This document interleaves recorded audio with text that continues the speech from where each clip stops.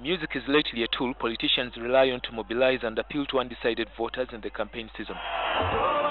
Whether these messages in these political songs translate into actual votes in the ballot box, we don't know yet. There is no research to that effect.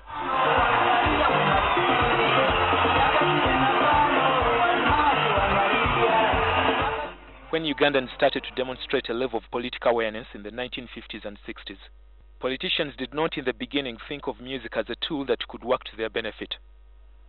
Elsewhere, say in South Africa and USA, politicians and activists had long discovered the power of music.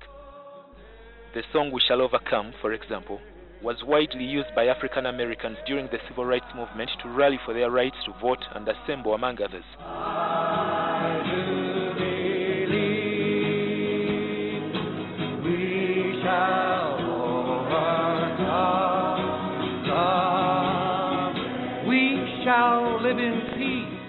In Uganda, politicians needed music to stress their party slogans, and that was it.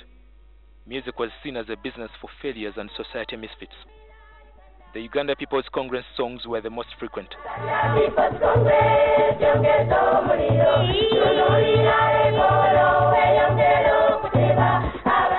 Youthful and old party members would chant in unison to the admiration of struggling political parties then.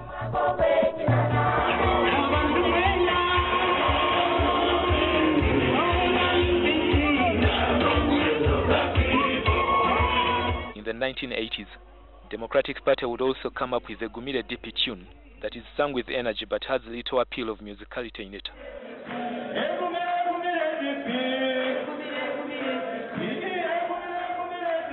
Music featured much on the political scene of 1980 during elections and after. Milton Obote and his UPC party claimed victory in an election marred by irregularities and hooliganism. Mr. Speaker.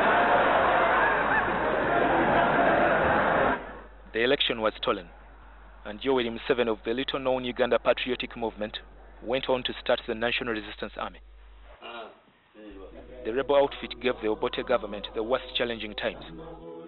Hitting rebel areas with mighty force did not deter the ill-trained rebels who stood their ground with inferior fighting weapons.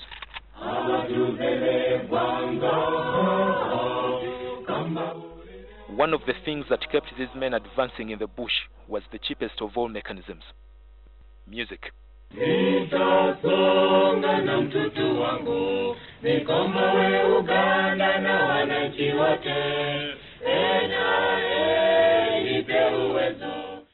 do you make them appreciate the purpose of the song? Music and classroom, or classroom and then music. You sing the ideas you have learned. So the cause is taught through the singing. It's appreciated through the music. The music mobilized followers. The music sustained the spirit of the fighters. That despite the losses, what you are aspiring for is much bigger than the setback you have suffered. So it pushes you to go on.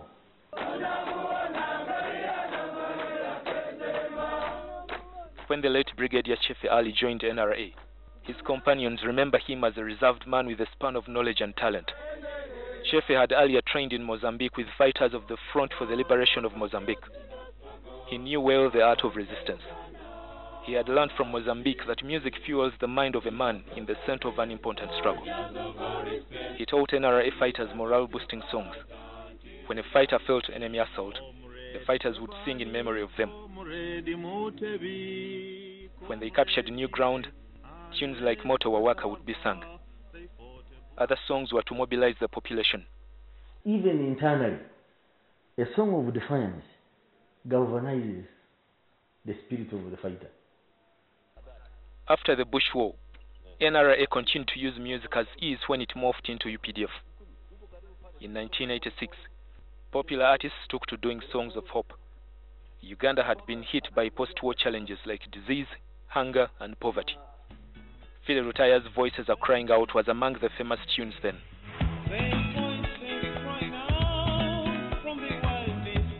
Tension again engulfed the country in 1996 campaigns and election time. Many Ugandans feared a repeat of the aftermath of 1980 elections. Two candidates took on Museveni, Chibirige Mayanja of the Justice Forum and DP's Kawanga Semogerere. Museveni comfortably won the race. Voters sang a few slogans here and there in support of candidates, but not with much zeal as it would later be in 2001 and 2006. 2006 followed a controversial episode in Parliament in which MPs approved constitutional amendments lifting the presidential term limits.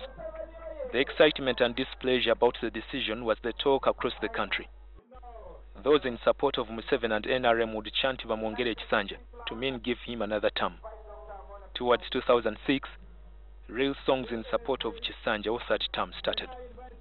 Sought-after artists, the less known and the obscure, offered solicited and unsolicited works in support of Museveni. The Cats Band and Bebe Cool did a whole album with political songs in support of Museveni. Then Defense Minister Amama Mbabazi launched the album and bought a copy at 7 million. We were only being in entertainment, like lumpens and stuff. But in the actual fact is we are Ugandans, this is a developing country, there's a lot of opportunity. So you have to look into every direction and see where you can benefit. Bebe Cool had started to identify with Museveni earlier, despite his father Jaberi Bidandisali falling out with Museveni over the suppression of term limits. In 2005-2006, approximately 120 million was spent by NRM on artists for mobilization. The opposition mainly depended on music that was done by artists who had no intention of using it for campaigns. Ronald Mayinja's Tuli Kubunkenke topped the list. The trend didn't change much in 2011. Some artists were hired by NRM, FDC, DP and other politicians seeking elective positions. Museveni would add flavor in the campaign with his Impenkoni rap single. Museveni attempted another song in 2015, but it didn't catch on. The song was a hurried production. Realizing Yengoma had poor reception, strategists changed to another plan. Bebe Cool was called in to head the Tubonganawe project for NRM, which is pitched at more than 200 million shillings. Artists move with the NRM candidate on his campaign trail, as is with FDC's message, and go forward Amama Mbabazi. Most of the artists who go to perform at these different rallies don't go because they support these politicians. Some do, but 80% go because of the payment they are going to get. I'm not blaming them because they are looking for money. They are poor. They are looking for bread, you see. So if they get a chance of singing, to praise someone, to give them money, it's okay, you see. There's no problem with that. But the repercussion? The repercussion, after some time. Or you can praise someone, but maybe after some time you will regret. Songs in support of opposition are hard-hitting. Besije Songa Mbere by Adams and Akaruka Kano by Fred Sebala standing out. Mwabayina sente mujja tugula naye akalulu kalitayadi Kano tetamena gye nalukolera naye yalwekanga bwekanze era teyaluntuma. The evolution of music as seen in the past series is progressive. Artists move with what the times dictate and not their conscience. Whether they sing for politicians to earn a living or because they want to demonstrate emphasis on a particular cause depends on circumstances. What is clear is that the trend to work for politicians is only starting to grow. Franco Lisembi, NTV. We are moving forward.